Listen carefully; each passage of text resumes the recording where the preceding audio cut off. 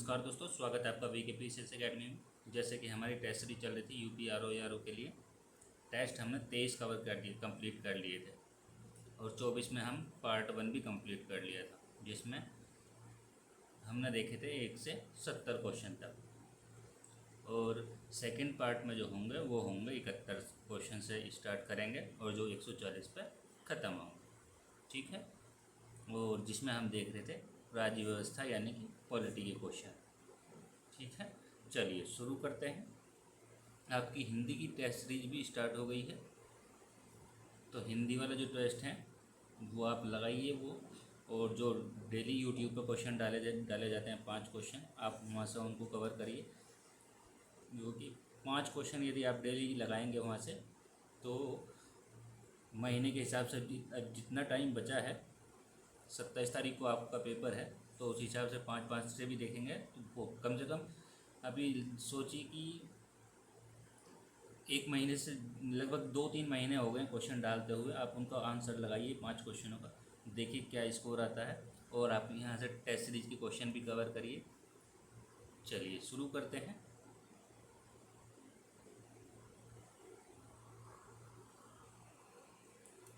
Question है, cantonment board के संदर्भ में निम्नलिखित में से कौन सा कथन सही नहीं है बताना कौन सा सही नहीं है। फर्स्ट है, इसकी स्थापना संसद के अधिनियम द्वारा किया जाता है।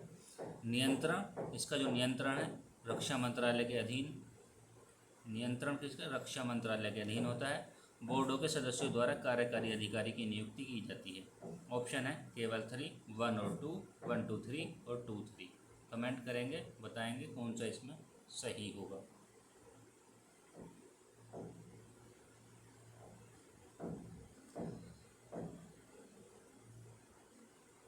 देखिए, इसकी जो स्थापना है वो संसद के अधिनियम के द्वारा की जाती है, ये सही है आपका। और जो इसका नियंत्रण है वो रक्षा मंत्रालय के अधीन होता है, ये भी सही है। दोनों सही हैं, लेकिन इसमें पूछा सही नहीं। बोर्डों के सदस्यों द्वारा कार्यकारी अधिकारी की नियुक्ति की जाती है, ये आपका गलत हो जाएगा। ऑप्शन हो जाएगा आपका ए राइट। अब पहले तो आपको कैंटोनमेंट बोर्ड के बारे में पता होना चाहिए। कैंटोनमेंट बोर्ड होते क्या हैं? कैंटोनमेंट बोर्ड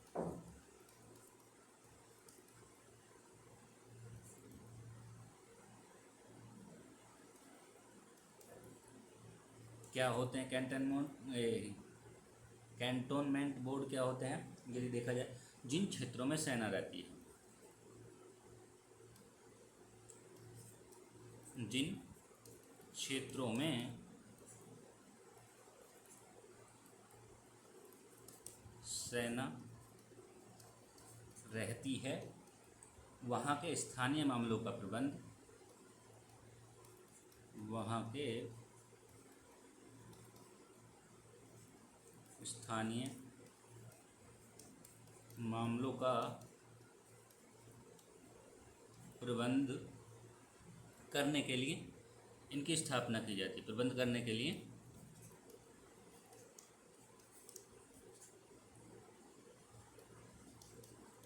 स्थापना की जाती है। इसमें क्या होता है, आधे सदस्य मनोनीत होते हैं और आधे सदस्य निर्वाचित होते हैं।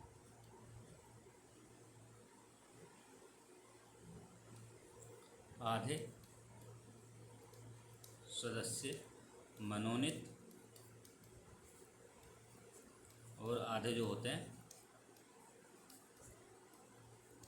आधे सदस्य निर्वाचित होते हैं। ठीक है। इसमें क्या होता है, इन क्षेत्रों में, इस क्षेत्र में ऑफिसर कमांडिंग पदेन बोर्ड का अध्यक्ष होता है, जो कि किसके द्वारा नियुक्त होगा? वो सरकार के द्वारा नियुक्त होगा, सरकार के द्वारा नियुक्त होगा। चलिए अब चलते हैं हम नेक्स्ट क्वेश्चन की ओर।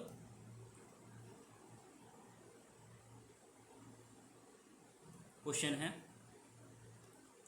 निम्नलिखित में से किस संविधान संशोधन के तहत भारत और बांग्लादेश के बीच भूमि सीमा समझौते को संवैधानिक मंजूरी दी गई है? 99वां संविधान संशोधन और 101वां संविधान संशोधन, 100वां संविधान संशोधन और 104वां संविधान संशोधन। कमेंट करेंगे और बताएंगे कौन सा इसमें राइट होगा।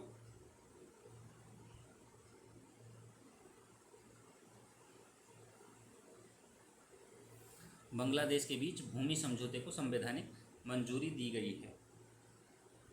तो कौन सा राइट होगा इसमें? इसमें हो जाएगा आपका सी ऑप्शन राइट होगा 100। सोवा संविधान संशोधन।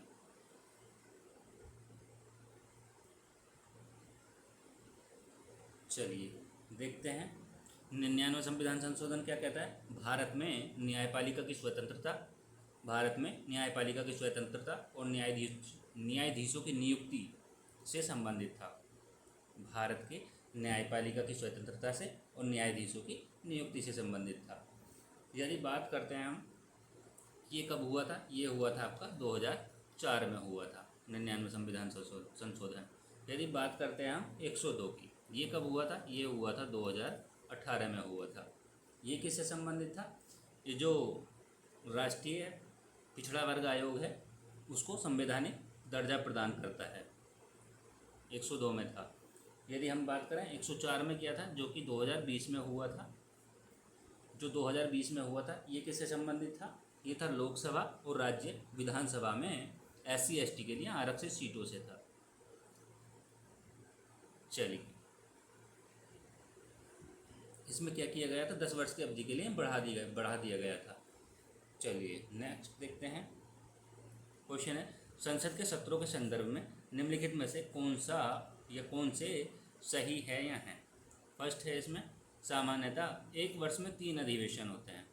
सेकेंड है प्रत्येक सत्र की अंतिम तिथि के बाद राष्ट्रपति 6 मास के भीतर आगामी सत्र की बैठक के लिए आमंत्रित करता है। सही उत्तर का चयन करना है, केवल 1 केवल 2, दोनों सही दोनों गलत। कमेंट करेंगे और बताएंगे क्या सही होगा इसमें।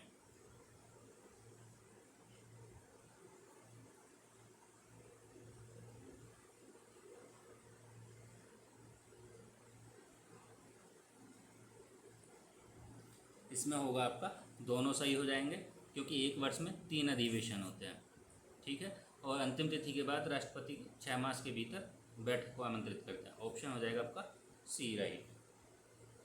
यदि हम देखें बजट को 3 अधिवेशन होते हैं ना, तो 3 अधिवेशन को देखते हैं।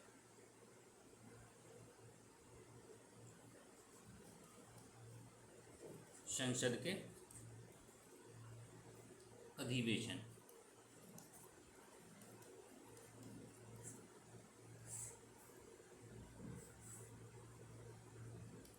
कौन कौन से होते हैं? एक तो होता है बजट सत्र या सत्र भी बोलते हैं, बजट अधिवेशन।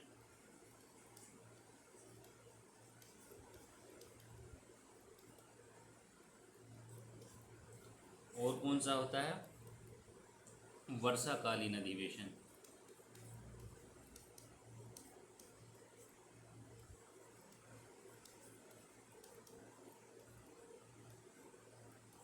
और कौन सा होता है? शीतकालीन अधिवेशन।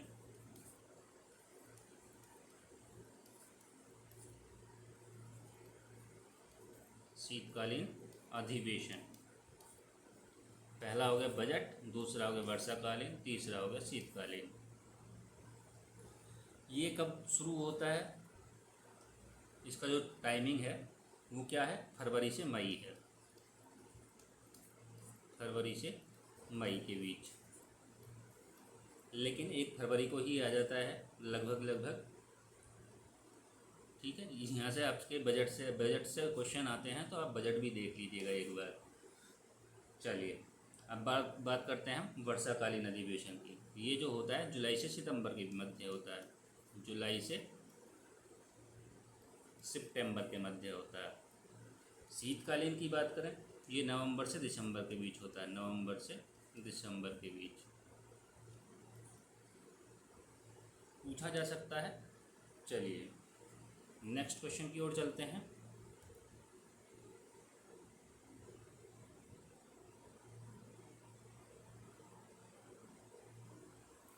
क्वेश्चन है लोकसभा का समयावधि से पूर्व विघटन हो जाने पर निम्नलिखित में से कौन सा या कौन से विधेयक व्यवगत हो जाते हैं। ऑप्शन है लोकसभा में लंबित सभी विधेयक, लोकसभा से भेजे गए किंतु राज्यसभा में लंबित विधेयक, राष्ट्रपति द्वारा पुनर्विचार के लिए वापस भेजे गए विधेयक। ऑप्शन है केवल 3, 1 और 2, 1, 2, 3 और 2 और 3। कमेंट करेंगे, बताएंगे क्या राइट होगा इसमें।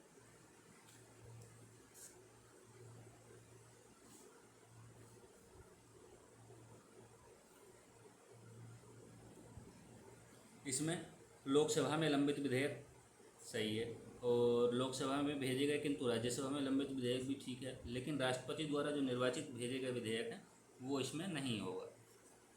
तो ऑप्शन हो जाएगा आपका बी राइट। चलिए नेक्स्ट क्वेश्चन की ओर बढ़ते हैं।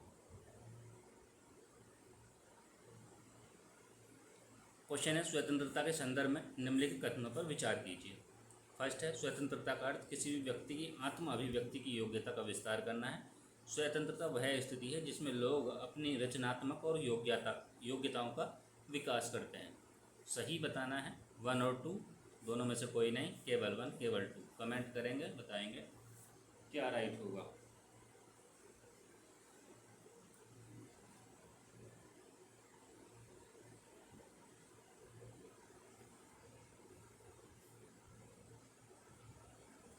देखिए इसमें स्वतंत्रता का अर्थ व्यक्ति की आत्म अभिव्यक्ति की योग्यता का विस्तार करना है। स्वतंत्रता का ये मतलब नहीं है कुछ भी कर दीजिए, तो वो इसका अर्थ नहीं होता है, ठीक है। जिसमें लोग अपनी रचनात्मक और योग्यताओं का विकास करते हैं, ये भी ठीक है, ये भी ठीक है, दोनों आपके सही हैं। ऑप्शन हो जाएगा ए राइट।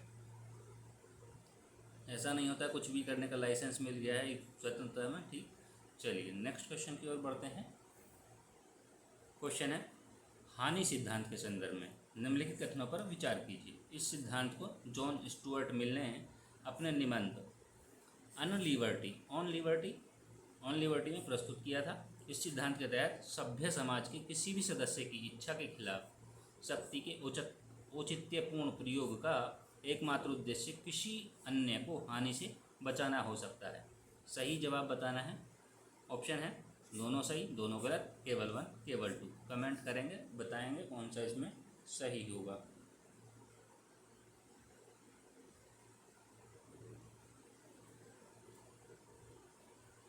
देखिए इसमें जो है आपका ए ऑप्शन राइट हो जाएगा, दोनों इसमें सही होंगे हानि सिद्धांत के संदर्भ में। ए जॉन स्टुअर्ट मिल को ध्यान रखना है। चलिए नेक्स्ट देखते हैं। क्वेश्चन है समानता के संदर्भ में निम्नलिखित कथनों पर विचार कीजिए। फर्स्ट है इसके अनुसार समान मानवता के कारण सभी मनुष्य समान महत्व और सम्मान पाने योग्य हैं। 18वीं शताब्दी के उत्तरार्ध में स्वतंत्रता, समानता, भाईचारा और भारतीय क्रांतियों का नारा था।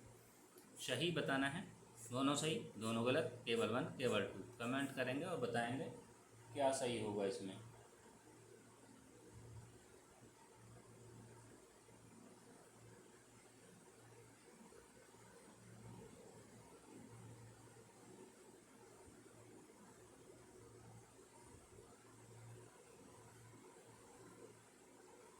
ये जो था फ्रांसीसी क्रांतियों का नारा था, फ्रांसीसी क्रांति का नारा था।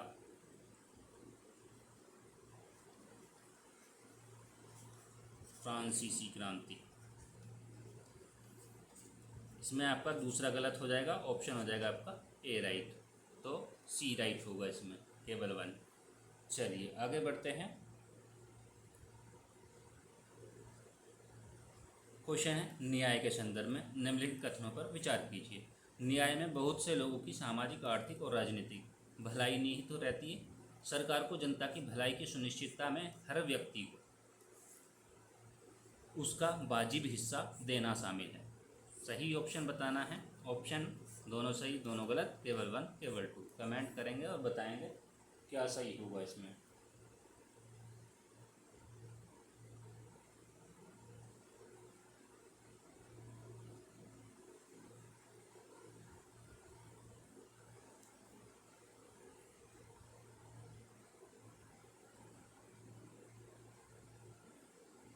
इसमें होगा आपका ए राइट हो जाएगा। ऑप्शन होगा ए, दोनों सही हैं।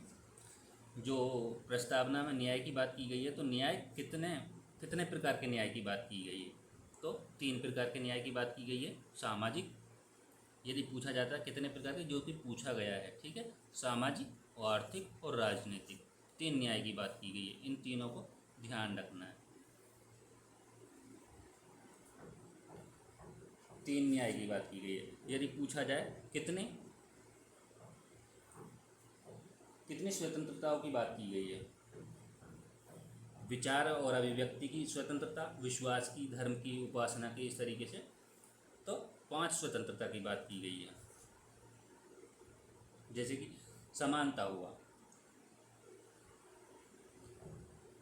कितनी समानताओं की बात की गई है, जैसे कि प्रतिष्ठा की समानता, अवसर की समानता, 2 ये समानताओं की बात की गई है। चलिए आगे बढ़ते हैं। ये आपको पता होना चाहिए, और ये कहाँ से, ये व्यवस्था कहाँ से ली गई है, ये भी आपको पता होना चाहिए। चलिए नेक्स्ट बढ़ते हैं आगे। क्वेश्चन है, न्यायपूर्ण समाज वह है जिसमें परस्पर सम्मान की बढ़ती हुई भावना और अपमान की घटती हुई भावना मिलकर एक करुणा से भरे समाज का निर्माण करे। यह कथन किसका है? सुकरात का, गांधी जी का, सुभाष चंद्र बोस का, भीमराव अंबेडकर का। कौन सा राइट होगा इसमें? यदि हम सुकरात को निकाल दें तो हमारे पास बचते हैं गांधी जी और सुभाष चंद्र बोस।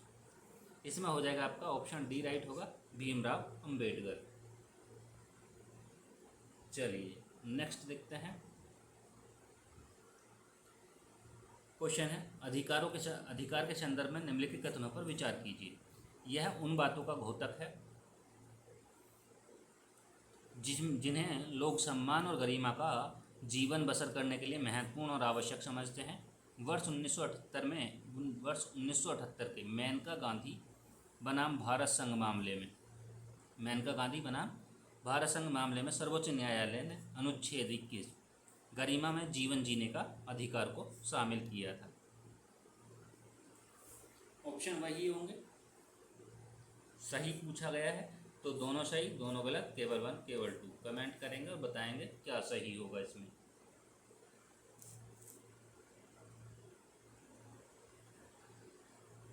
मेनका गांधी बनाम भारत संघ 1978, ऑप्शन आपके दोनों सही हैं, ऑप्शन हो जाएगा ए राइट।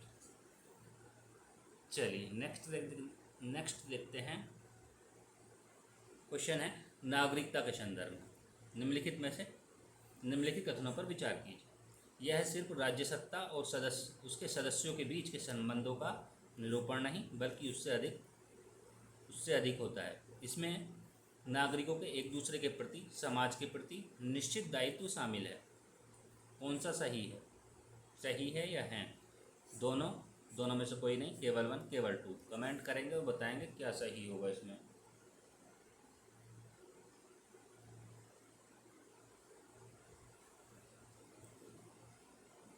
देखिए इसमें आपके दोनों सही होंगे, ऑप्शन होगा ए राइट। यदि हम नागरिकता की बात करें तो इसमें आपको क्या क्या पढ़ना होता है, जैसे कि कितने प्रकार से आपको नागरिकता भारत में मिलती है, अन्य देश में नागरिकता मिलती है, तो वो आपको पता होना चाहिए। जैसे कि हम भारत में एकल नागरिकता का प्रावधान है, ठीक है, भारत में जो है एकल नागरिकता का प्रावधान है। अब नागरिकता की यदि बात हो रही है तो ये आपको पता होना चाहिए भाग कितने में आता है ये, तो ये आता है आपका भाग 2 में। यदि हमने भाग 2 में देखा इसको, तो अभी इससे संबंधित यदि अनुच्छेद पूछ लिया जाए, यानी कि आर्टिकल पूछ लिया जाए आपसे, कितने से कितने के बीच आते हैं, तो वो आते हैं 5 से 11 के बीच। तो ये भी आपको पता होना चाहिए। 1 से 4 के बीच आते हैं भारत, और 1 से 4 के बीच जो आते हैं भारत के राज्य, सभी राज्य और संघ शासित क्षेत्र, ये इसी में आते हैं। भाग 3 की बात करें, जैसे कि भाग 3 में हो जाएगा, तो भाग 3 में क्या आता है? मौलिक अधिकार आते हैं, जैसे कि आर्टिकल 21 क्या है? मौलिक अधिकार है। चलिए आगे बढ़ते हैं।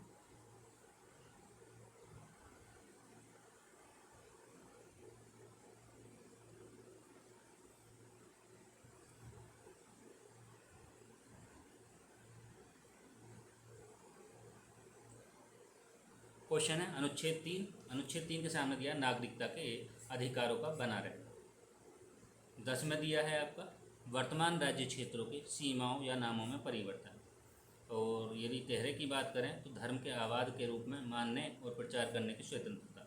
और 25 के सामने दिया है मूल अधिकारों से असंगत या उनका अल्पीकरण करने वाली विधियाँ, व्यापार, विकास और विकास पर संयुक्त राष्ट्र सम्मेलन। कमेंट करेंगे और बताएंगे इसमें कौन सा सही होगा।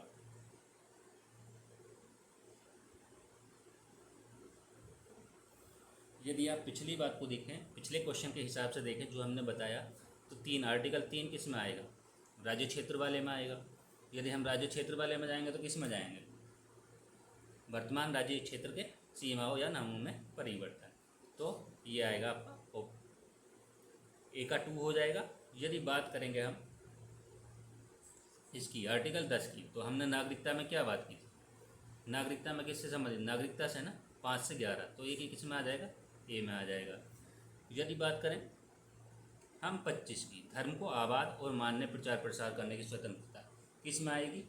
ये आएगी आपके आर्टिकल 25 में आ जाएगी। ठीक है। और 13 की बात करें तो मूल अधिकारों से असंगति या उनके अल्पीकरण करने वाली विधियाँ। ठीक। आपका ऑप्शन कौन सा होगा? ए का 2, बी का फर्स्ट। ए का 2, बी का फर्स्ट, सी का 3। ए का 2, बी का फर्स्ट और सी का 3। ए का 2, बी का फर्स्ट, सी का 4 और डी का 3। सही है। ये ऑप्शन होगा आपका सी, राइट। चलिए नेक्स्ट देखते हैं। क्वेश्चन है, विधायी विषयों के बंटवारे के संदर्भ में निम्नलिखित कथनों पर विचार कीजिए। भारतीय संविधान ने 7वीं अनुसूची में केंद्र राज्यों के बीच विधायी विषयों के संबंध में त्रिस्तरीय व्यवस्था की है। सेकंड है, इस त्रिस्तरीय व्यवस्था के तहत केवल राज्य विधानमंडल आपराधिक मामले पर कानून बना सकते हैं। ऑप्शन सही बताना है, कौन सा सही है। ऑप्शन है 1 और 2 दोनों में से कोई नहीं, केवल 1 और केवल 2। कमेंट करेंगे, बताएंगे क्या सही होगा।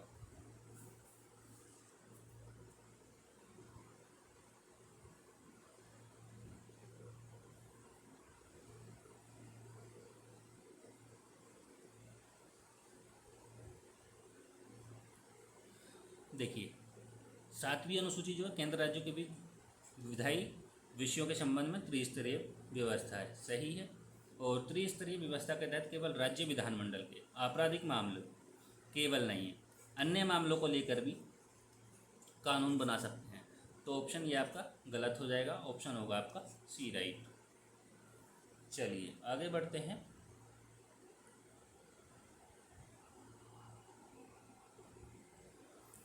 क्वेश्चन है, नीति निर्देशक तत्वों को संविधान में आयरलैंड से लिया गया है। भारतीय संविधान के भाग 4, भाग कितना है? 4 का आधार स्पेन का संविधान है। ए आर दोनों सही हैं। आर ए की सही व्याख्या करता है, ए सही है आर गलत है, ए गलत है आर सही है, दोनों सही हैं लेकिन व्याख्या नहीं करता है। कमेंट करेंगे और बताएंगे कौन सा इसमें सही होगा।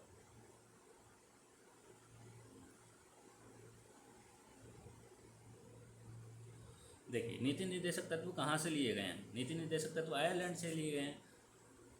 आधार क्या है? स्पेन का संविधान, ये भी ठीक है, लेकिन व्याख्या नहीं करेगा। दोनों सही हैं लेकिन व्याख्या नहीं करेगा। ऑप्शन हो जाएगा आपका डी, राइट। देखिए अब इसकी बात आ रही है तो कहाँ से, एक तो ये पॉइंट हो गया भाग 4 में है, भाग 4 में एक पॉइंट ये होगा। दूसरा आधार कहाँ से है? स्पेन है। तीसरा आयरलैंड से लिए गए हैं, तीसरा पॉइंट ये होगा। अब यदि हम इससे संबंधित आर्टिकल की बात करें तो आर्टिकल कितने से कितने तक आते हैं? तो इसमें जो आर्टिकल हैं वो 36 से लेके आपके 51 तक आते हैं। तो ये आपको आर्टिकल पता होने चाहिए। चलिए आगे बढ़ते हैं। क्वेश्चन है, निम्नलिखित में से कब संविधान सभा की अंतिम बैठक संपन्न हुई थी? जैसे कि हम पहले ही चर्चा कर चुके हैं, फर्स्ट पार्ट 1 में चर्चा कर चुके हैं प्रथम और अंतिम बैठक कब हुई थी।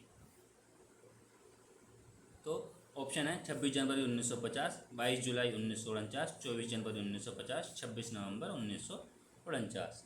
कमेंट करेंगे और बताएंगे कौन सा इसमें सही होगा।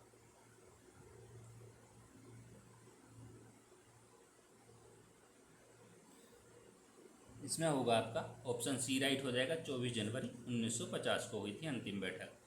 और यदि 26 नवंबर आता है, जैसे कि 26 नवंबर पूछा जाए, 26 नवंबर को क्या है? 26 नवंबर यदि दिमाग में आ जाए तो संविधान दिवस मनाया जाता है। तो ये आपको ये भी पता होना चाहिए, जो कि हम फर्स्ट पार्ट में भी इसमें चर्चा कर चुके हैं इसकी, संविधान दिवस की। चलिए आगे देखते हैं।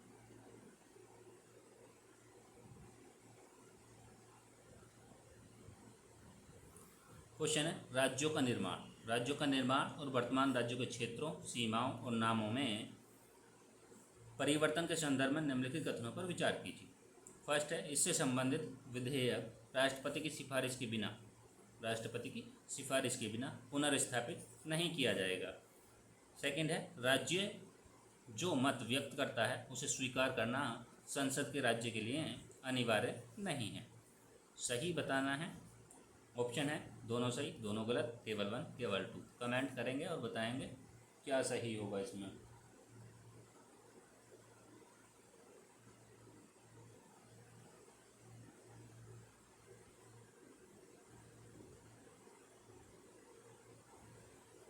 देखिए इसमें आपके दोनों सही हो जाएंगे, ऑप्शन होगा ए राइट।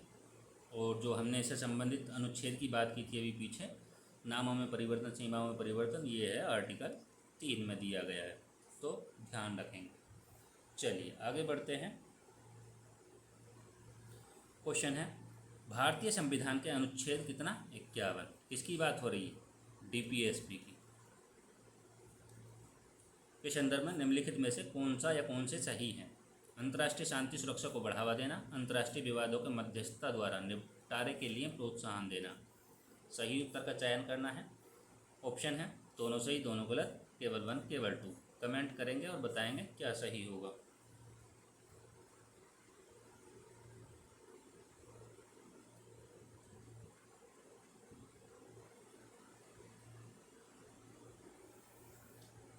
इसमें अंतर्राष्ट्रीय शांति और सुरक्षा को बढ़ावा देना है, सही बात है। अंतर्राष्ट्रीय विवादों के मध्यस्थ द्वारा निपटारे के लिए प्रोत्साहन देना है, ये भी सही बात। ऑप्शन है आपके दोनों सही। चलिए आगे बढ़ते हैं।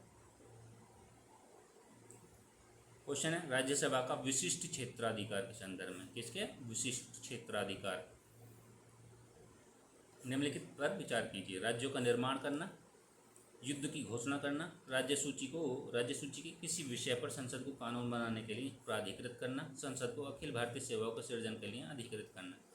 ऑप्शन है 1 और 2, 3 और 4, 1 2 3 और 1 3 4। कमेंट करेंगे और बताएंगे कौन सा इसमें सही होगा।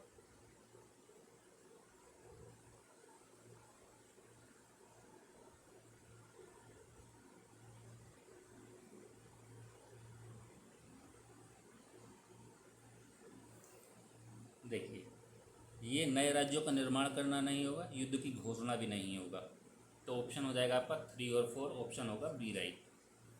चलिए नेक्स्ट क्वेश्चन की ओर चलते हैं।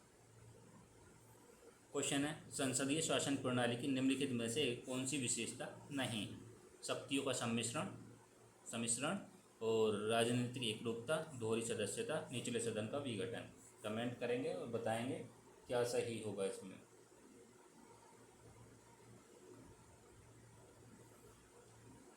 देखिए शक्तियों का सम्मिश्रण है, राजनीतिक एकरूपता भी है, दोहरी सदस्यता भी है, लेकिन निचले सदन का विघटन होना ये नहीं है। ऑप्शन होगा आपका डी राइट। चलिए नेक्स्ट देखते हैं।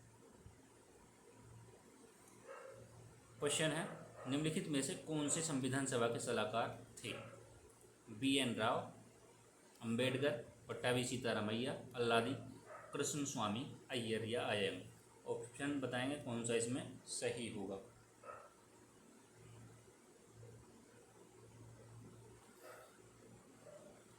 सेम क्वेश्चन नहीं था, थोड़ा अंतर था, लेकिन हमने पार्ट फर्स्ट में किया था ये, यदि आपको ध्यान होगा तो पहले ही लगा देंगे, तो इसमें हो जाएगा आपका बी.एन. राव, ऑप्शन हो जाएगा ए राइट। चलिए नेक्स्ट देखते हैं। क्वेश्चन है रेमल चक्रवाती तूफान के संदर्भ में निम्नलिखित कथनों पर विचार कीजिए। फर्स्ट है 20 मई 2024 को अरब सागर के निम्न दाब के क्षेत्र के रूप में उत्पन्न हुआ था। नाम जो है ओमान द्वारा दिया गया है। सही बताना है कौन सा कथन सही है। दोनों सही, दोनों गलत, केवल 1 केवल 2।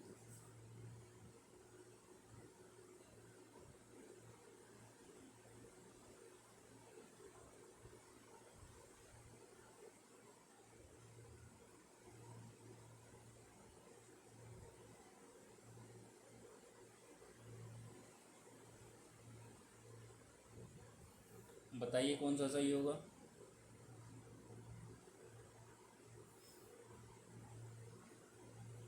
ये जो आया था अरब सागर में नहीं आया था, ये आया था आपका कहाँ, बंगाल की खाड़ी में। तो ये आपका गलत हो जाएगा, ऑप्शन होगा बी राइट, यानी कि डी राइट होगा, केवल 2। चलिए नेक्स्ट आगे बढ़ते हैं। क्वेश्चन है, निम्नलिखित में से किस राज्य में बीमारी के उपचार में आयुष का सर्वाधिक प्रयोग किया जाता है? सिक्किम का, अरुणाचल प्रदेश का, गुजरात का, हिमाचल प्रदेश का। कमेंट करेंगे और बताएंगे कौन सा सही होगा। इसमें होगा आपका हिमाचल प्रदेश, डी। चलिए नेक्स्ट क्वेश्चन है, एक तरफ उद्योग दिए हैं और एक तरफ दिया है हमें जीडीपी की वृद्धि दर 2023-24 के अनुसार। कृषि क्षेत्र, कृषि एवं संबंध क्षेत्र के सामने दिया 1.4, विनिर्माण के सामने दिया 9.9, खनन और उत्खनन के सामने दिया 7.1 और सेवा क्षेत्र के सामने दिया 7.6। कमेंट करेंगे और बताएंगे क्या कौन सा राइट होगा।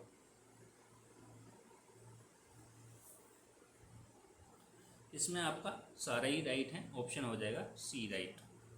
चलिए आगे बढ़ते हैं। क्वेश्चन है, पारिवारिक उपभोग व्यय सर्वेक्षण 2022-23 के संदर्भ में निम्नलिखित कथनों पर विचार कीजिए। आयोजन जो है राष्ट्रीय प्रतिदर्श सर्वेक्षण कार्यालय यानी कि NSSO, national sample survey office द्वारा प्रत्येक 5 वर्ष में किया जाता है। आंकड़ों की गणना का आधार 2011-12 मूल्यों पर की गई है। सही बताना है, दोनों सही दोनों गलत, केवल 1 केवल 2। कमेंट करेंगे और बताएंगे कौन सा सही होगा। देखिए आयोजन जो किया जाता है हर 5 वर्ष में किया जाता है और NSO द्वारा किया जाता है, ठीक है, ये तो सही है। आधार वर्ष जो है इसका वो 2011-12, ये भी सही है, दोनों सही हैं, ऑप्शन हो जाएगा ए राइट। नेक्स्ट देखते हैं। क्वेश्चन है, विपणन सत्र 2024-25 में धान इस श्रेणी का न्यूनतम समर्थन मूल्य निम्नलिखित में से कितना है? 2300, 2320, 2183 और 2203। कमेंट करेंगे और बताएंगे कौन सा सही होगा। ये होता है MSP। क्या राइट होगा इसमें? इसमें होगा आपका ऑप्शन बी राइट हो जाएगा, 2320। चलिए नेक्स्ट देखते हैं। क्वेश्चन है, जून 2024 में वाणिज्यिक एवं उद्योग मंत्रालय द्वारा जारी आंकड़ों के अनुसार भारत का शीर्ष निर्यात निम्नलिखित में से किससे है? संयुक्त राज्य अमेरिका, अरब अमीरात, नीदरलैंड और यूनाइटेड किंगडम।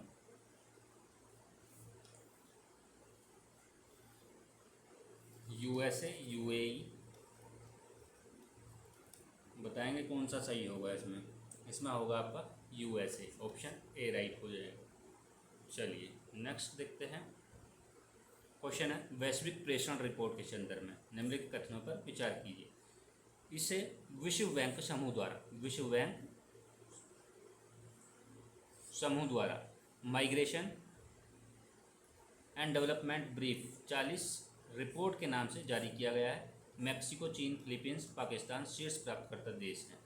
ऑप्शन है सही बताना है, दोनों सही दोनों गलत, केवल 1 केवल 2। कमेंट करेंगे और बताएंगे क्या सही होगा।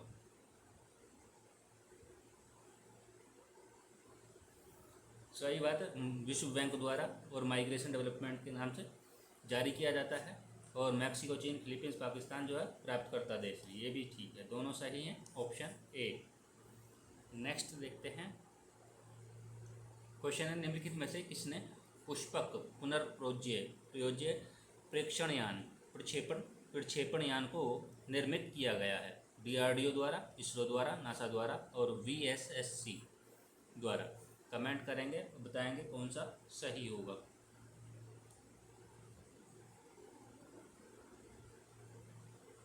इसमें होगा इसरो द्वारा किया गया है, ऑप्शन बी राइट। नेक्स्ट देखते हैं। क्वेश्चन है, न्यू शेपर्ड 25 मिशन के संदर्भ में निम्नलिखित कथनों पर विचार कीजिए। यह एक उपकक्षीय अंतरिक्ष उड़ान मिशन था, पूर्णतः पुनर्योज्य उपकक्षीय रॉकेट है। सही कथन है, देखते हैं कौन सा सही होगा। ऑप्शन केवल 2 दोनों गलत, केवल 1 दोनों सही। कमेंट करेंगे और बताएंगे कौन सा सही होगा इसमें।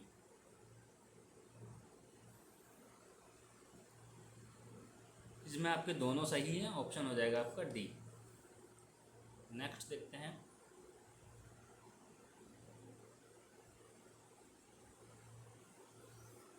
क्वेश्चन है फ्रंटियर सुपर कंप्यूटर के संदर्भ में निम्नलिखित कथनों पर विचार कीजिए। चलिए कर लेते हैं विचार। फर्स्ट है, इसे विश्व का द्रुततम सुपर कंप्यूटर घोषित किया गया है। इसकी अधिकतम संसाधन गति 1012 पेटाफ्लॉप्स है। सही बताना है। केवल 2 दोनों गलत, केवल 1 केवल दोनों सही। बताइए कौन सा सही होगा।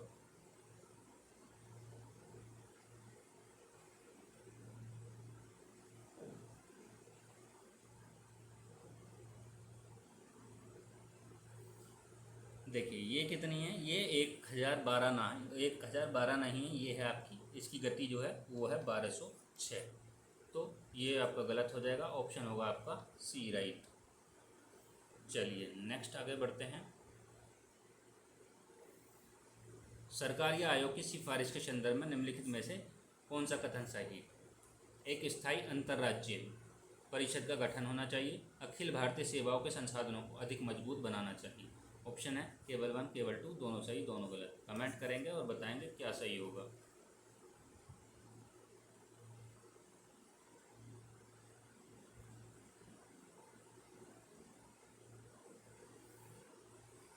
इसमें होगा आपका सी ऑप्शन हो जाएगा, दोनों सही हैं।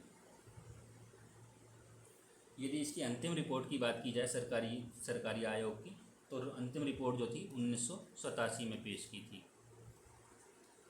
अंतिम रिपोर्ट जैसे कि पूछ लिया जाता है तो पता होना चाहिए आपको।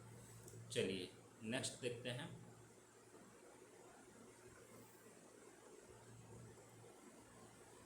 निम्नलिखित में से किसकी नियुक्ति भारत के राष्ट्रपति द्वारा नहीं की जाती है। वित्त आयोग का अध्यक्ष, नीति आयोग का अध्यक्ष, भारत का महान न्यायवादी और नियंत्रक, महालेखा परीक्षक, जिसको हम कैग भी कहते हैं। बताइए कौन सा सही होगा इसमें। इसमें होगा आपका बी ऑप्शन राइट होगा, नीति आयोग का अध्यक्ष। ठीक है, ये कई बार पूछा जा चुका है। जैसे कि नीति आयोग के अध्यक्ष कौन होते हैं, तो वो होते हैं प्रधानमंत्री। तो ये आपको ध्यान रखना है। अब जैसे कि वित्त आयोग है, वित्त आयोग के जैसे कि पूछ लिया जाता है आपको, यहाँ प्रथम अध्यक्ष कौन थे, द्वितीय कौन थे, तृतीय कौन थे, इनका क्रम पूछ लिया जाता है। जैसे 16 में कौन थे, 15 में कौन थे, 14 में कौन थे, इनके बीच का क्रम भी पूछ लिया जाता है। तो ये आपको पता होना चाहिए। यदि हम बात करें वित्त आयोग की, तो वित्त आयोग किस अनुच्छेद के अंतर्गत आता है। आर्टिकल आता है आपका 280 के अंतर्गत आता है। ठीक है। यदि बात करें महान न्यायवादी की, महान न्यायवादी किस आर्टिकल के अंतर्गत, आर्टिकल कितने के अंतर्गत आता है, 76 के अंतर्गत आता है। यदि यहीं हम कैग की बात करें, कैग किसके अंतर्गत आता है, कैग आता है आपका 148 के अंतर्गत, आर्टिकल 148 के अंतर्गत आता है। तो ये भी ध्यान रखेंगे। बाकी सबकी नियुक्ति राष्ट्रपति के द्वारा की जाती है। वित्त आयोग की, भारत के महान न्यायवादी की, नियंत्रक, महालेखा परीक्षक की, प्रधानमंत्री की भी नियुक्ति राष्ट्रपति द्वारा की जाती है। चलिए जैसे कि मुख्य चुनाव आयुक्त हुआ, अन्य चुनाव आयुक्त हुआ, तो इन सब की नियुक्ति कौन करता है, राष्ट्रपति करता है। चलिए नेक्स्ट देखते हैं। क्वेश्चन है निम्नलिखित समितियों में से किसमें राज्यसभा का कोई प्रतिनिधित्व नहीं होता। लोक लेखा समिति, सरकारी उपक्रम संबंधी समिति, प्राक्कलन समिति और अनुसूचित जाति अनुसूचित जनजातियों के कल्याण संबंधी समिति। कमेंट करेंगे और बताएंगे इसमें कौन सा सही होगा।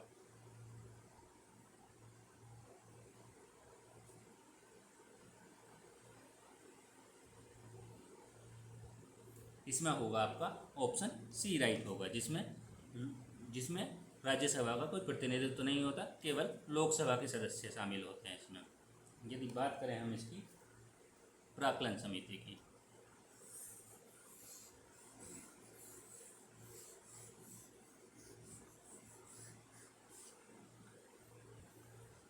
यदि हम प्राक्कलन समिति की बात करें तो इसका जो गठन है वो कब हुआ था। यदि हम इसके गठन की बात करें तो कब हुआ था, 1950 में हुआ था। 1950 में इसका गठन हुआ था। कितने सदस्य होते हैं लोकसभा के, ओनली लोकसभा के होते हैं, केवल लोकसभा के सदस्य होते हैं। लोकसभा के सदस्य होते हैं, कितने होते हैं, इसमें होते हैं आपके 30 सदस्य। ठीक है, चलिए आगे देखते हैं।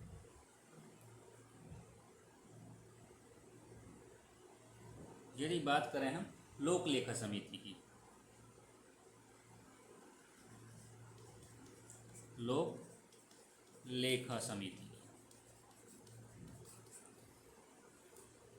लोक लेखा समिति की यदि बात करें तो इसमें एक एक्ट है। यदि इससे संबंधित कोई एक्ट पूछा जाए तो 1919 का अधिनियम है। ठीक है, ये आपको पता होना चाहिए। जैसे कि इसमें कौन कितने सदस्य होते हैं, 15 तो लोकसभा के होते हैं, 15 लोकसभा के होते हैं और +7 राज्यसभा के होते हैं सदस्य। ठीक है, ये आपको पता होना चाहिए।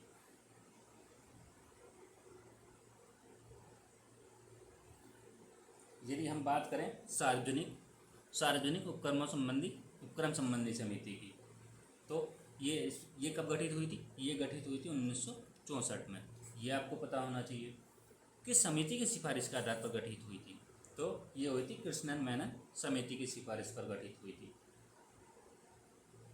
यदि हम बात करते हैं ये अनुसूचित जाति और जनजाति कल्याण संबंधी समिति की, तो इसमें कितने सदस्य होते हैं, 20 सदस्य तो होते हैं लोकसभा के और +10 सदस्य होते हैं राज्यसभा के। ये भी आपको पता होना चाहिए। चलिए नेक्स्ट क्वेश्चन की ओर बढ़ते हैं। क्वेश्चन है, निम्नलिखित अनुच्छेदों में से किसमें यह अपेक्षा की गई है कि भारत का प्रधानमंत्री मंत्रिपरिषद के निर्णय को राष्ट्रपति के समक्ष प्रस्तुत करेगा। Article 78, article 74, article 75, article 81। Comment करेंगे और बताएंगे कौन सा सही है।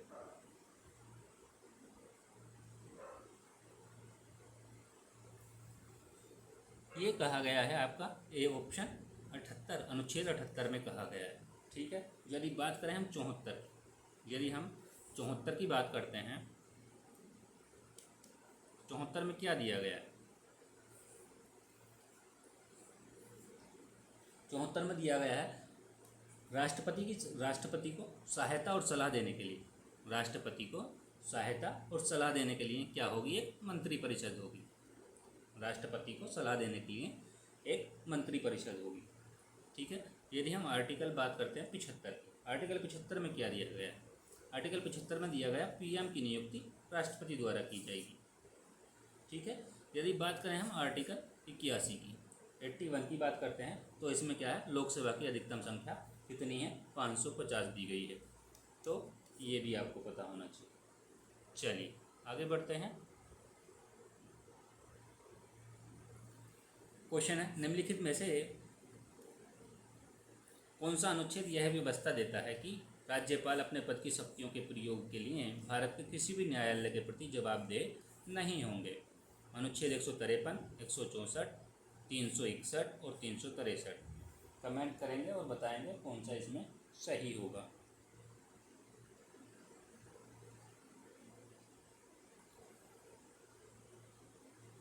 इसमें होगा आपका 361, ऑप्शन हो जाएगा आपका सी राइट।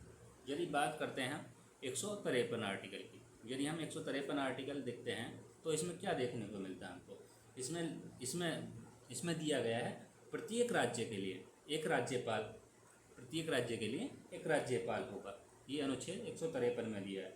यदि बात करते हैं हम आर्टिकल 164 की, आर्टिकल 164 में क्या दिया गया है, आर्टिकल 164 में दिया गया है सीएम की नियुक्ति राज्यपाल करेगा, यानी कि मुख्यमंत्री की नियुक्ति जो है वो कौन करेगा, राज्यपाल करेगा।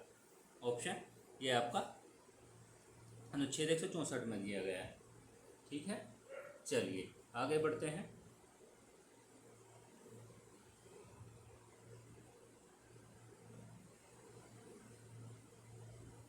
क्वेश्चन है संघीय मंत्रिपरिषद के सदस्यों के संदर्भ में निम्नलिखित में से कौन कौन सा या कौन से कथन सही है या है।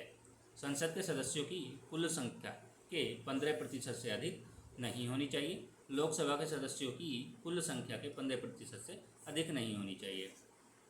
यहाँ संसद की बात कर रहा है, यहाँ लोकसभा की बात कर रहा है। ठीक है, तो ऑप्शन है हमारे सही उत्तर का चयन करना है। ऑप्शन है केवल 1 केवल 2, दोनों सही दोनों गलत। कमेंट करेंगे और बताएंगे कौन सा इसमें सही हो जाएगा।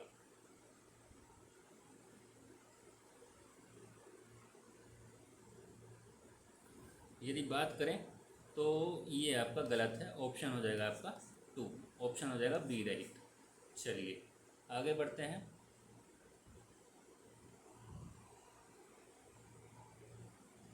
देखिए क्वेश्चन है, कथन दिया गया भारतीय संविधान में मूल कर्तव्यों को पूर्व सोवियत संघ के संविधान से लिया गया है।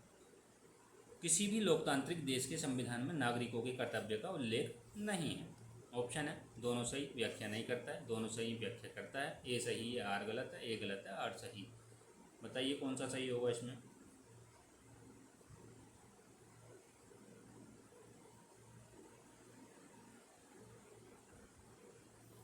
देखिए किसी भी लोकतांत्रिक देश के संविधान में नागरिकों के लिए कर्तव्य का उल्लेख नहीं है, ऐसा नहीं है, ये आपका गलत है। ऑप्शन हो जाएगा आपका ए सही, आर गलत। ए सही, आर गलत, ऑप्शन हो जाएगा सी राइट। कहाँ से लिया गया है? मूल कर्तव्य, जिसको हम क्या कहते हैं, फंडामेंटल ड्यूटी भी कहते हैं। फंडामेंटल ड्यूटी को किस भाग में रखा गया? यदि भाग की बात किया जाए तो भाग में रखा गया आपका भाग 4 में रखा गया है, 4 में। यह आपको ध्यान रखना है। और किस अनुच्छेद के अंतर्गत रखा गया है? तो आर्टिकल 51 के तहत रखा गया है। ठीक, ये भी आपको पता होने चाहिए। और इससे संबंधित एक समिति है, वो आपको पता होनी चाहिए। और इसमें कितने अनुच्छेद हैं 51 करके, तो वो आपको पता होना चाहिए। ठीक है, कहाँ से लिए गए ये तो आपको बता ही दिया गया, पूर्व सोवियत संघ से लिए गए। चलिए नेक्स्ट देखते हैं।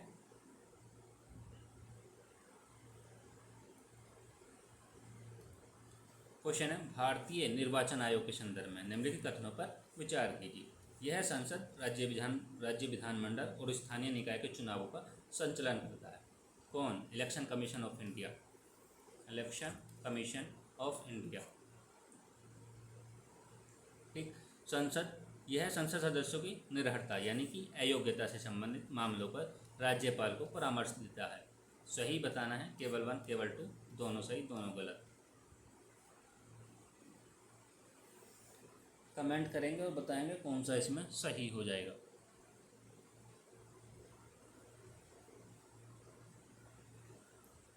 देखिए संसद, राज्य विधानमंडल का जो चुनाव है वो कौन कराता है, संचालन कौन करता है चुनावों का? इन दोनों का तो जो करता है वो करता है निर्वाचन आयोग और ये भारतीय निर्वाचन आयोग। यदि स्थानीय निकाय की बात की जाए, इसका राज्य निर्वाचन आयोग करता है, राज्य निर्वाचन आयोग। तो ये आपको ध्यान रखना है। ठीक, ये आपका गलत हो जाएगा। यह संसद सदस्यों की निरर्हता संबंधित मामलों पर राज्यपाल को परामर्श देता है। राज्यपाल को परामर्श देता है ऐसा नहीं है, राष्ट्रपति को परामर्श देता है। राष्ट्रपति, निरर्हता से संबंधित मामलों पर राष्ट्रपति को परामर्श देता है। ठीक, ऑप्शन हो जाएंगे आपके दोनों गलत, ऑप्शन हो जाएगा डी राइट। चलिए नेक्स्ट बढ़ते हैं अगले क्वेश्चन की ओर। क्वेश्चन है, निम्नलिखित राज्यों पर विचार कीजिए। तमिलनाडु, तेलंगाना, बिहार और पश्चिम बंगाल द्विसदनीय विधानमंडल बताना है, किन किन में है। ऑप्शन है 1 और 2, 2 और 3, 3 और 4, 1 2 3। कमेंट करेंगे और बताएंगे कौन सा सही होगा।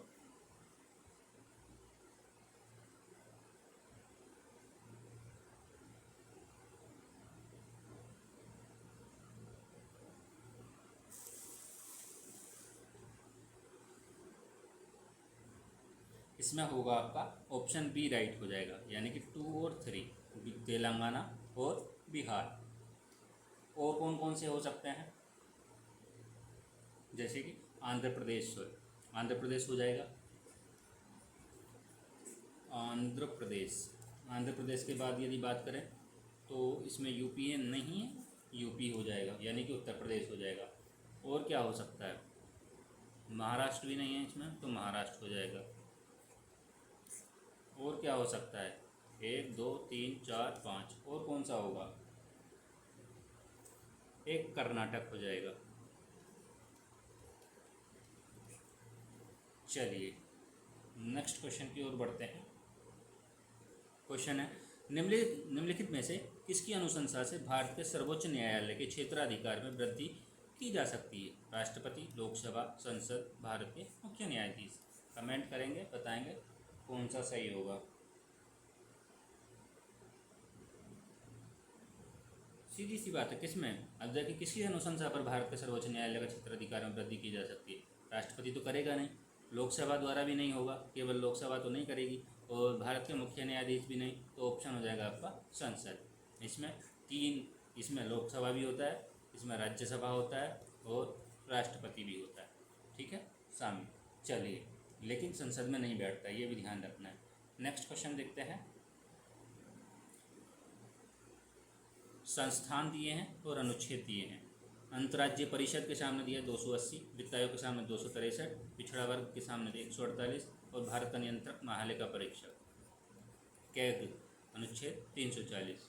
अब देखिए, यदि जैसे कि हमने बताया आपको पीछे, यदि आप वीडियो ध्यान से देख रहे हैं तो वित्त आयोग हमने किस में बताया था आपको? फाइनेंस कमीशन जो बताया था वो हमने किस में बताया था? तो 280 में बताया था।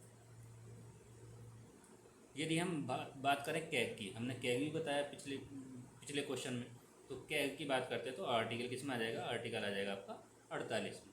अंतर्राज्यीय परिषद किस में आ जाएगा? देखिए, अन्य पिछड़ा वर्ग किस में आ जाएगा? अंतर्राज्यीय ये आ जाएगा आपका 340 में, अंतर्राज्यीय परिषद आ जाएगा 263 में, ये आएगा 263 में, वित्त आयोग 280 में, अन्य पिछड़ा वर्ग आयोग आपका आ जाएगा 340 में, और ये आ जाएगा कैग 148 में। ए का 2, बी का फर्स्ट, ए का 2, बी का फर्स्ट, ए का 2, बी का फर्स्ट, ऑप्शन हो जाएगा आपका डी राइट। चलिए नेक्स्ट बढ़ते हैं अगले क्वेश्चन की ओर। क्वेश्चन है, केंद्र राज्य संबंधों पर विचार के लिए गठित निम्नलिखित आयोग या समितियों को कालानुक्रमानुसार व्यवस्थित करना है। सरकारी आयोग दिया है, प्रशासनिक सुधार आयोग, वंशीय आयोग, राजमन्नार आयोग। कमेंट करेंगे और बताएंगे इनमें कौन सा सही होगा।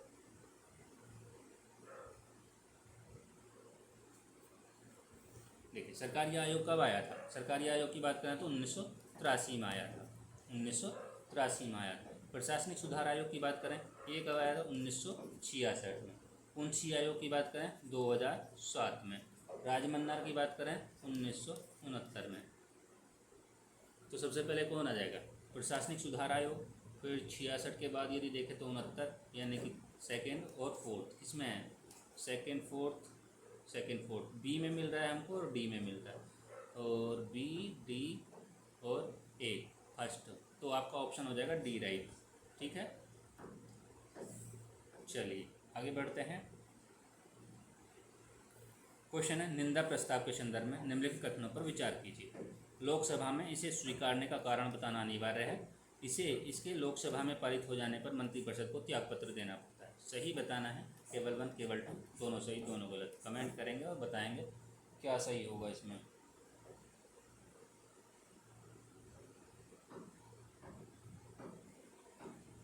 देखिए, लोकसभा में पारित हो जाने पर मंत्रिपरिषद को त्यागपत्र देने की ज़रूरत नहीं पड़ेगी, ऑप्शन ये गलत है, और ऑप्शन ये ठीक है। ऑप्शन है आपका केवल 1। चलिए नेक्स्ट क्वेश्चन देखते हैं।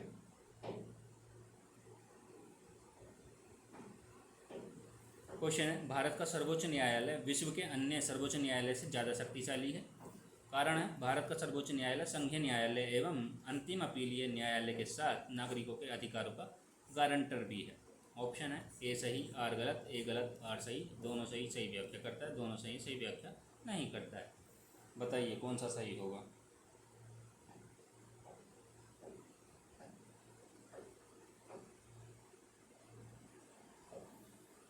इसमें आपके दोनों सही हैं और व्याख्या भी करेगा, ऑप्शन होगा आपका सी। नेक्स्ट आगे बढ़ते हैं।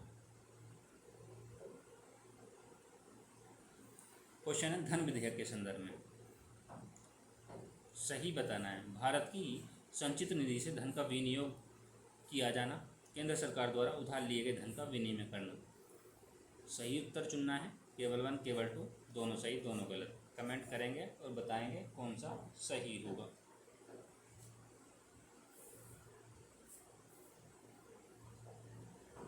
देखिए, इसमें बात करें तो भारत की संचित निधि से धन का जो विनियोग किया जाना है सही है, और धन का विनिमय करना भी ठीक है। ऑप्शन दोनों सही है, ऑप्शन हो जाएगा आपका सी राइट। यदि हम धन विधेयक की बात कर रहे हैं तो धन विधेयक में किस अनुच्छेद के अंतर्गत आता है? यह आता है आपका आर्टिकल 110 के तहत।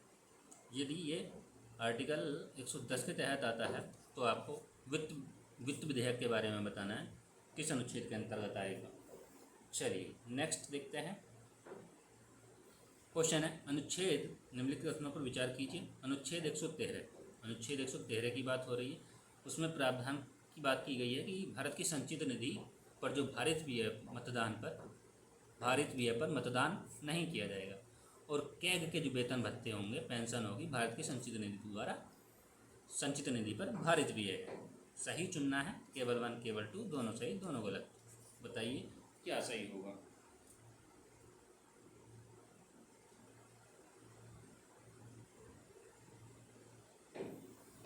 इसमें आपके दोनों सही हो जाएंगे, ऑप्शन हो जाएगा आपका सी राइट।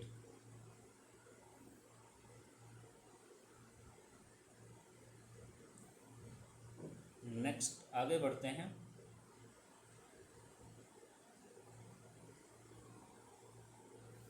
क्वेश्चन है, संसद में बजट के पारित होने की प्रक्रिया को सही अनुक्रम में व्यवस्थित कीजिए। बजट का प्रस्तुतिकरण, विभागीय समितियों द्वारा जांच, आम बहस, विनियोग विधेयक पर पारित होना।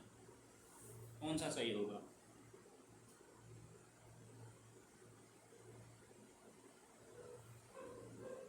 देखिए, सबसे पहले क्या होगा? प्रस्तुतिकरण होगा, ठीक है। फिर क्या होगी?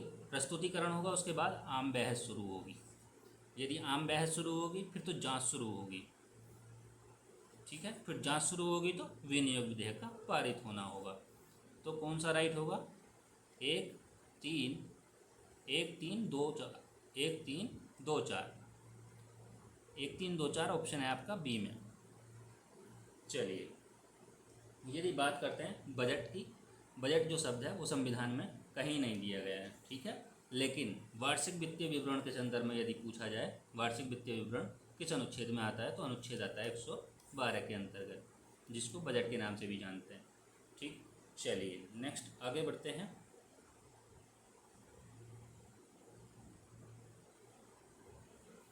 क्वेश्चन है, लोकसभा अध्यक्ष के पद मुक्ति के संदर्भ में निम्नलिखित कथनों पर विचार कीजिए। यह किसी भी समय उपाध्यक्ष को संबोधित अपने हस्ताक्षर युक्त लेख द्वारा अपना पद त्याग सकता है। लोकसभा के तत्कालीन समस्त सदस्यों के बहुमत से पारित संकल्प द्वारा इसे पद से हटाया जा सकता है। ऑप्शन है सही बताना है, केवल 1 केवल 2, दोनों सही दोनों गलत। कमेंट करेंगे और बताएंगे क्या सही होगा।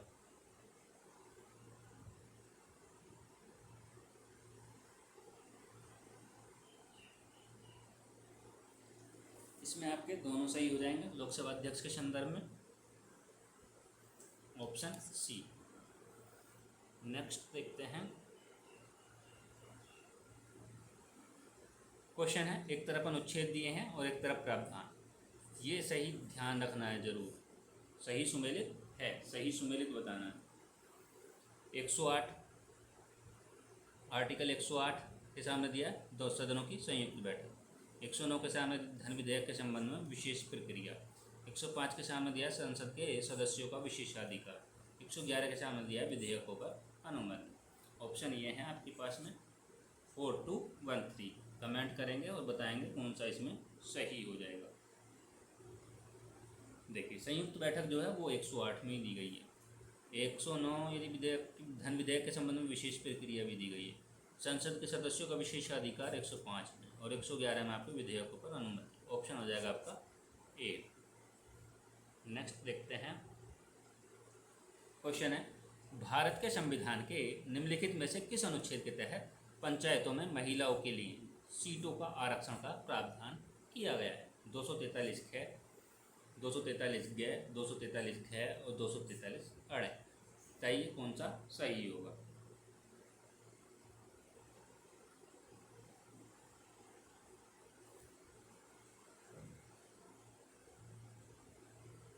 ये होगा आपका ऑप्शन होगा सी राइट,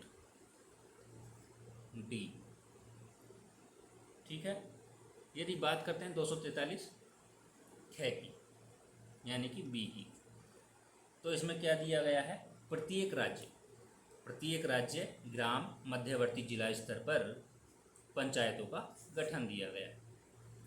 यदि बात करते हैं ग की, यानी कि सी की, ठीक, तो इसमें क्या दिया गया, इसमें दिया गया राज्यों का विधानमंडल द्वारा, राज्यों के विधानमंडल द्वारा पंचायतों की संरचना के लिए उपबंध दिया गया है। यदि हम इसकी बात करते हैं, इसमें क्या दिया गया है, पंचायतों की अभिवृद्धि, पंचायतों की अवधि 5 वर्ष की होगी, पंचायतों की जो अवधि होगी 5 वर्ष की होगी। चलिए नेक्स्ट देखते हैं। क्वेश्चन है, महाधिवक्ता के संदर्भ में निम्नलिखित कथनों पर विचार कीजिए। इसे उच्च न्यायालय में 10 वर्ष का वकालत करने का अनुभव चाहिए। यह राज्यपाल के प्रसाद पर्यंत पद धारण करता है। ऑप्शन सही बताना है, केवल 1, केवल 2, दोनों सही, दोनों गलत। कमेंट करेंगे, बताएंगे क्या सही होगा।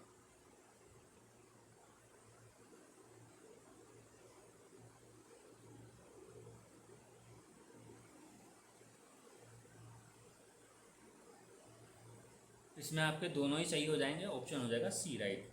किस में दिया गया है ये, यदि बात की जाए तो 165 में दिया गया, अनुच्छेद 165 में दिया गया, आर्टिकल 165। ये जो होता है,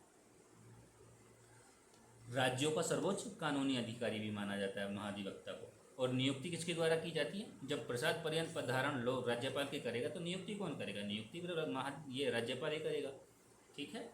चलिए नेक्स्ट आगे बढ़ते हैं। क्वेश्चन है, राष्ट्रीय आपातकाल के संदर्भ में निम्नलिखित कथनों में से कौन सा कथन, निम्नलिखित में से कौन सा कथन सही नहीं है, बताना है। नहीं वाला ध्यान जरूर रखना, नहीं वाला और सही वाला। ठीक है।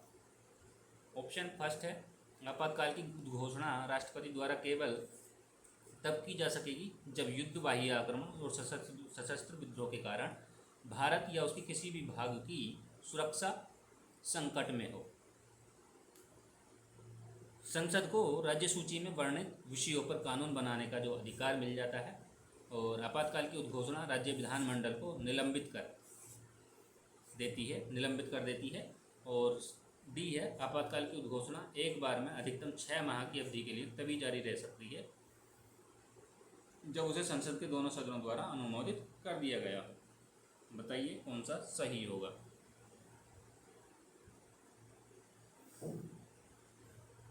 आपातकाल की जो उद्घोषणा है राज्य विधानमंडल को निलंबित नहीं करती है। ऑप्शन हो जाएगा आपका सी राइट।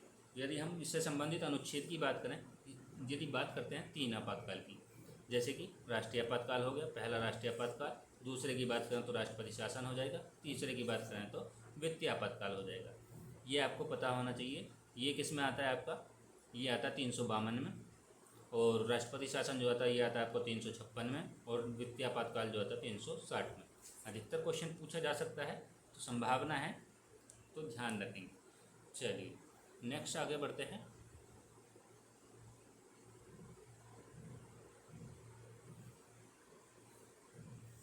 क्वेश्चन है, संविधान संशोधन के संदर्भ में निम्नलिखित कथनों पर विचार कीजिए। इसे राष्ट्रपति की पूर्व मंजूरी के पश्चात संसद के किसी भी सदन में प्रस्तुत किया जा सकता है, और दोनों सदनों में असहमति होने पर इसमें संयुक्त बैठक का प्रावधान नहीं है।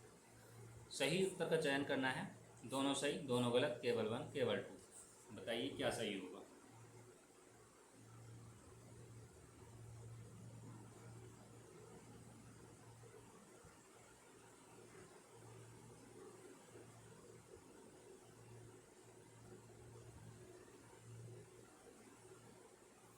इसमें आपका होगा ऑप्शन डी राइट होगा, केवल 2। ठीक है। चलिए नेक्स्ट आगे बढ़ते हैं। यदि इससे संबंधित अनुच्छेद की बात आए तो 368 होगा, ध्यान रखेंगे, इससे क्वेश्चन पूछे गए हैं। क्वेश्चन है, नगर पालिकाओं के संदर्भ में निम्नलिखित में से कौन से कथन सही है या है। नगर पालिका का कार्यकाल 5 वर्ष की अवधि तक होता है। नगर पालिकाओं के चुनावों का प्रबंधन राज्य चुनाव आयोग करता है। ऑप्शन है दोनों सही, केवल 1 केवल 2 दोनों गलत। बताइए क्या सही होगा।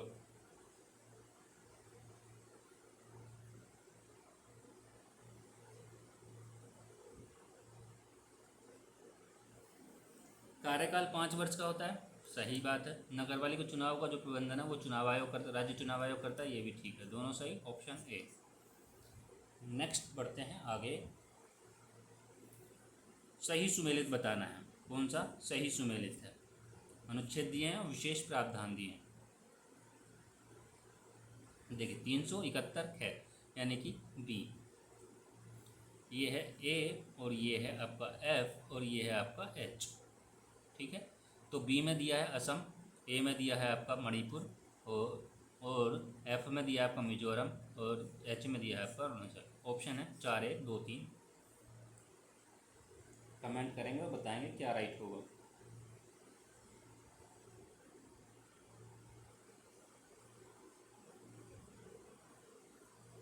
देखिए इसमें जो आता है आपका मणिपुर नहीं आता है, नागालैंड आता है। ए में क्या आता है, नागालैंड। यदि हम बात करते हैं एफ की, तो एफ में मिजोरम नहीं आता है, इसमें आता है आपका सिक्किम। तो आपके दो गलत हो जाएंगे, ये भी और ये भी। ऑप्शन हो जाएगा ए और डी, ऑप्शन होगा केवल 2, ऑप्शन डी राइट होगा। चलिए नेक्स्ट देखते हैं। क्वेश्चन है, निम्नलिखित में से कौन सी समिति के द्वारा पंचायती राज को संवैधानिक स्थिति प्रदान करने की सिफारिश की गई थी। अशोक मेहता समिति, बलवंत राय मेहता समिति, जीवी के राव समिति, थोंगन समिति। कमेंट करेंगे और बताएंगे कौन सा इसमें सही होगा।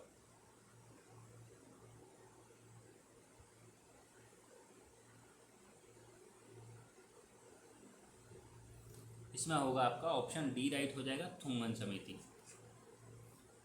यदि पूछा जाए कि हाँ ये कब कब आई थी, इनका गठन या स्थापना कब कब हुई थी, तो ये भी आपको पता होना चाहिए। अशोक मेहता समिति कब आई थी, 1977 में आई थी, 1977 में। बलवंत राय कब आई थी, 1957 में आई थी। जीवी के राव की बात करें 1985 में आई थी, 1985 में। थोंगन समिति की बात करें तो 1988 में। जैसे कि इनका क्रम ही पूछ लिया जाए तो किससे संबंधित थी, पंचायती राज से।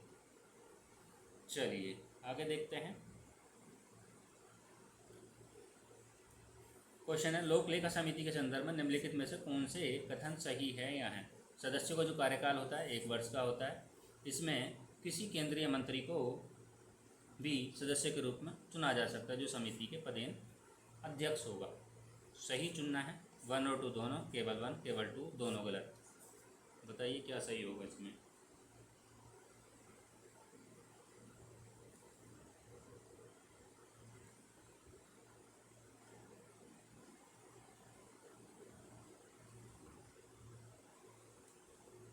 इसमें होगा आपका बी ऑप्शन होगा। जो केंद्रीय मंत्री होते हैं इसके सदस्य के रूप में नहीं चुना जा सकता है, ठीक। तो ऑप्शन होगा आपका एक राइट। चलिए लोक लेखा समिति के बारे में हम पहले ही जानकारी दे चुके हैं पीछे, तो हम आगे बढ़ते हैं। चलिए देखते हैं नेक्स्ट क्वेश्चन की ओर। देखिए सही सुमेलित पूछा गया है, अनुच्छेद और विषय वस्तु। 125 के सामने दिया है न्यायाधीशों के वेतन, 129 के सामने अभिलेख न्यायालय, 131 के सामने आरंभिक अधिकारिता, 137 के सामने न्यायालय के नियम। ऑप्शन वही होंगे 4 1 2 3 3 2। बताइए कौन सा सही होगा।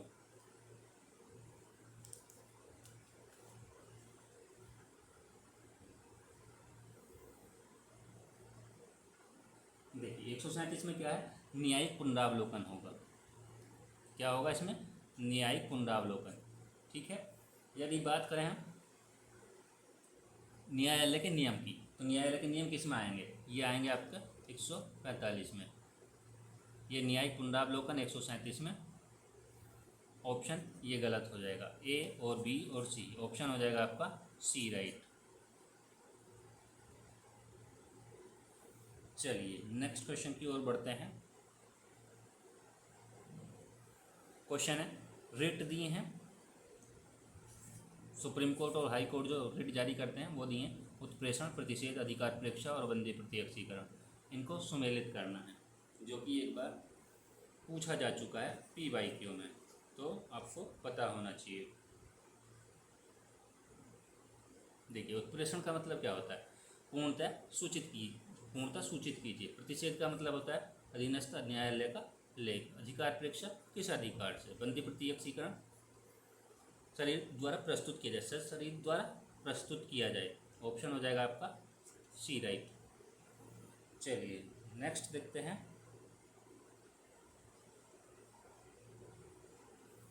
क्वेश्चन है निम्नलिखित में से कौन सा राज्य राज्यपाल के संवैधानिक विवेकाधिकारों के अंतर्गत सम्मिलित नहीं। राष्ट्रपति शासन की सिफारिश करना, विधान परिषद और प्रशासनिक मामलों में मुख्यमंत्री से जानकारी प्राप्त करना, राष्ट्रपति के विचारार्थ किसी विधेयक को आरक्षित करना और विधानसभा का विघटन करना। कौन सा सही होगा इसमें? जो राज्यपाल के संवैधानिक विवेकाधिकारों के अंतर्गत नहीं होता है वो है विधानसभा का विघटन। डी राइट होगा। चलिए देखते हैं नेक्स्ट। क्यूडेंगा टीके के संदर्भ में निम्नलिखित कथनों पर विचार करना। इसे जापान का टाकेडा फार्मास्यूटिकल लिमिटेड कंपनी द्वारा विकसित किया गया। इस टीके को टॉप 003 के नाम से भी जाना जाता है। सही उत्तर का चयन करना, के 1 और 2 दोनों, केवल 1 केवल 2 दोनों गलत। कमेंट करेंगे और बताएंगे कौन सा सही होगा। इसमें आपके दोनों सही हो जाएंगे, ऑप्शन ए। चलिए नेक्स्ट देखते हैं। क्वेश्चन है ओलिएंडर फूल के संदर्भ में विचार करना है। केरल सरकार द्वारा नियंत्रित दो मंदिर बोर्डों ने इसके उपयोग पर प्रतिबंध लगा दिया है और ओलिएंड्रिन, फोलिनेरिन और टॉक्सीजेनिन जैसे रसायन इसको विषैले बनाते हैं। ऑप्शन है 1 और 2 दोनों, केवल 1 केवल 2 दोनों गलत। बताइए कौन सा सही होगा इसमें? इसमें भी आपके दोनों सही हो जाएंगे, ऑप्शन हो जाएगा ए।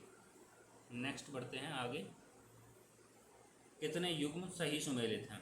अंतर्राष्ट्रीय श्रमिक दिवस 1 मई, विश्व रेड क्रॉस दिवस 8 मई, विश्व तंबाकू निषेध दिवस 31 मई, अंतर्राष्ट्रीय जैव विविधता दिवस 22 मई। कमेंट करेंगे और बताएंगे इसमें क्या सही होगा। देखिए इसमें सभी सही होंगे, तो ये भी आपको ध्यान रखना है। एक क्वेश्चन तो आना ही है, ऑप्शन ए राइट हो जाएगा। और दूसरी इनकी आपको थीम भी पता होनी चाहिए, क्योंकि ये पूछ लेगा। यदि ये नहीं पूछा तो पूछ लेगा कि हाँ इसका विषय क्या था, अंतर्राष्ट्रीय श्रमिक दिवस का विषय क्या था। इनमें से किसी का भी पूछ सकता, कोई भी दिवस उठा के पूछ सकता, तो आपको पता होना चाहिए। नेक्स्ट बढ़ते हैं।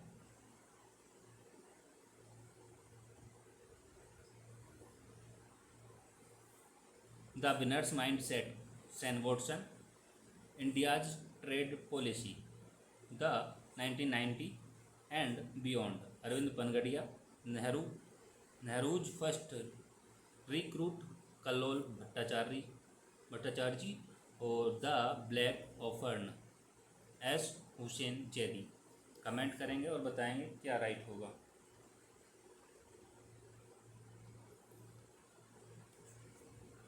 इसमें हो जाएगा आपका ऑप्शन सी राइट होगा।